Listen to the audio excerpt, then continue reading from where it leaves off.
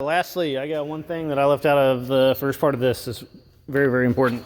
I'm running a 5.5-inch offset wheel, and I think it states you're not supposed to go over 4 inches, and I don't like following the rules, so I knew ahead of time that the caliper right here was going to be super close to the wheel, so I ground that down quite a bit. There's a pretty good step here.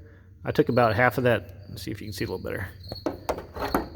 I took about half of the step out prior and went ahead and repainted it with like cast blast paint because it was a pretty close match. But anyways, went ahead and put the wheel on and pretty well immediately realized the wheel was hitting, and I had to take just a little bit more off.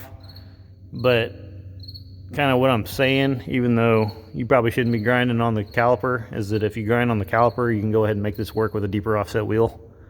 But it's something that definitely needs to be checked regardless of your offset. They've got a minimum diameter on that. I think it's 13.5 inches or something like that is what the minimum ID of your wheel is supposed to be from here to here.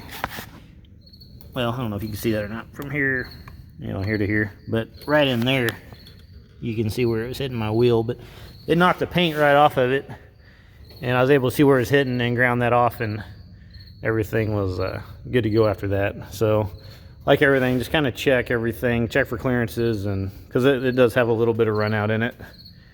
And so check your caliper slider bolts, make sure you got room between them and the rotor. And on a 3-inch housing or 3-inch axle tube, it probably would not be as big an issue, but mine are a little bit smaller, so I had to make stuff work. But I was also trying to crowd the caliper in for wheel clearance, and so I was running tight on that side, and then I was still tight on wheel clearance, but that ended up putting me tight on the caliper bolt as well. So just check those clearances there, and of course check clearance, left to right of anything else rubbing.